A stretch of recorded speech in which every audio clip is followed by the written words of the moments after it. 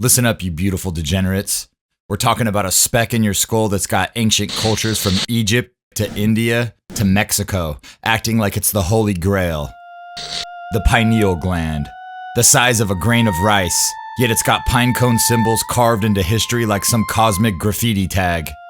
Egyptians, Hindus, Assyrians, supposedly unconnected, yet all finding significance in this tiny brain nugget.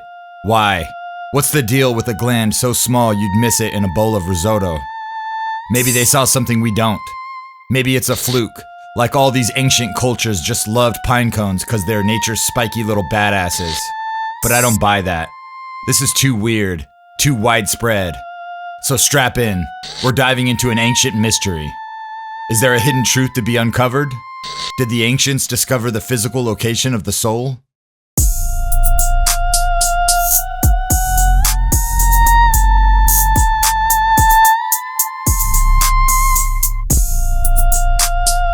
The pineal gland is your brain's sleep police, parked dead center like it owns the joint. It churns out melatonin, the chemical that regulates sleep cycles. It's tied to light, responding to cues from the eyes with its own special little light-sensitive cells. Only about a half centimeter in size, shaped like a pine cone, hence the name. Here's the kicker. It calcifies as you age, turning into a gritty little rock. But those light-sensitive cells, weird for a gland that's just a melatonin vending machine. Hold that thought, cause the ancients, they thought it was a superpower. Rewind to Egypt 3000 BC-ish. Pyramids rising, Nile flowing, and the pineals getting a starring role. Well, sorta. They didn't name it, didn't have MRI machines, but the Eye of Horus, that falcon god symbol of insight and protection, some say it's the pineal's ancient alias. In the myth, Horus, the son of Osiris and Isis, had his eye damaged by his uncle Set during a conflict over the throne of Egypt. The eye was later restored by Thoth, the god of wisdom, and became a symbol of healing and regeneration, representing the moon's phases. The most prominent depiction of a pine cone in ancient Egyptian art is on the staff of Osiris, a staff flanked by entwined serpents and topped with a pine cone, dating back to around 1224 BC. It's a symbol of power and authority, and it's not just an accessory, but a conduit. The pine cone image also symbolized enlightenment, transition, and the moment between life and death, guiding the soul to the underworld. They connected it with spiritual consciousness and enlightenment, awakening or immortality. Egyptians were obsessed with the afterlife, with cracking the mortal code. The third eye fits their MO, spiritual insight and higher consciousness. Pinecone symbols are all over ancient Egypt, and if they were referring to the pineal gland, what secrets about its power could be buried? Ancient Indian mythology is filled with depictions of the pine cone linked to the third eye, which is associated with intuition and enlightenment in Hinduism and Buddhism. Hindu gods, particularly Shiva, are depicted holding or with imagery resembling pine cones, symbolizing spiritual awakening and the sixth chakra. That third eye, always right there in the center. It's intuition, it's enlightenment, the whole guru package. Shiva, the destroyer with 1,000 side hustles, rocks a pine cone-shaped hairdo, coiled, spiky, often with snakes, cause why not? Statues show Shiva or other deities clutching pine cones. The symbolism's clear. It's the Kundalini rising. That serpent energy blasting your third eye open like a shotgun to the soul. Yogis meditated for decades to strengthen it, saying it let them peek at past lives or speak to the gods. Pinecone's symbolism acted as their spiritual Wi-Fi, and they were dialed in. Syria, 713 BC. Palace carvings of four-winged Apkallu, half-man, half-bird sages, holding pine cones like they're about to brain someone. These aren't gardeners, they're divine know-it-alls, bringing wisdom from the gods. Pine cones in one hand, buckets of holy water in the other. Fertility? Sure, but also enlightenment. Kings, for some reason, wanted this etched in stone. These pine cones are no random prop.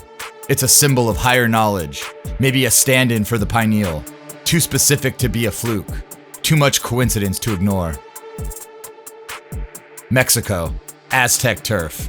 Chico, 7 snakes. Goddess of maize. She hands out pine cones and statues like she's dealing spiritual poker chips.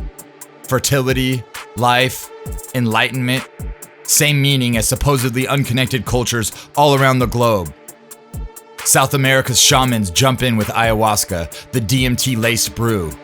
Users see serpents and pine cone patterns according to thousands of trip reports. The pineal's the star, they claim, spitting out psychedelics to unlock the universe.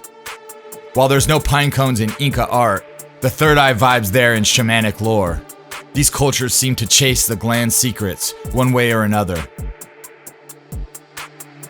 Greece, Dionysus.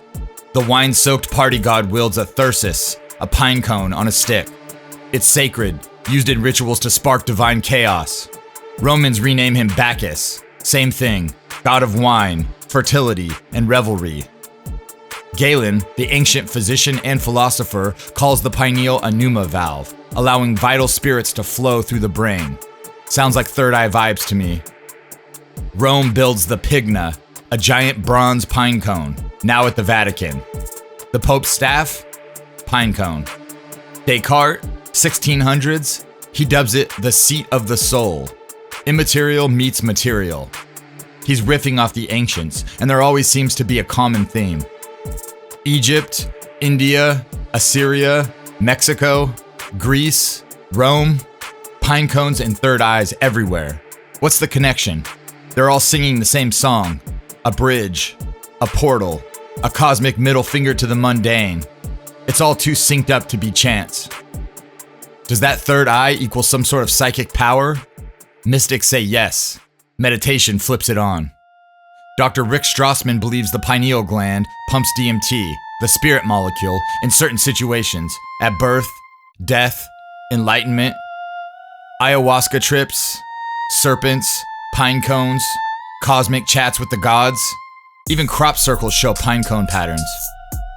Maybe this pineal gland is more important than modern science acknowledges. This is especially concerning in light of recent studies on fluoride and its link to calcification of the pineal gland. This isn't crazy conspiracy stuff. It's been studied and documented. Fluoride, you know that stuff they put in our drinking water?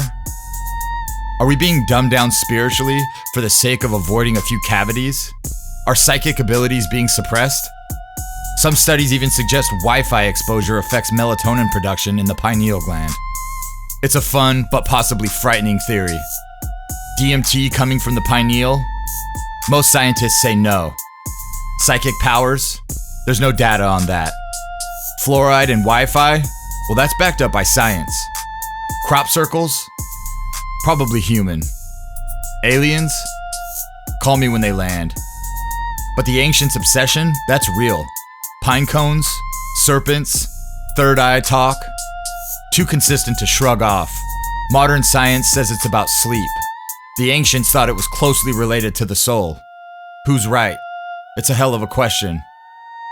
The pineal gland, small, weird, and one of history's most intriguing riddles. The third eye? The soul seat? When you're drifting off tonight, thank that little speck in your skull and wonder what it knows that we don't. Sleep tight.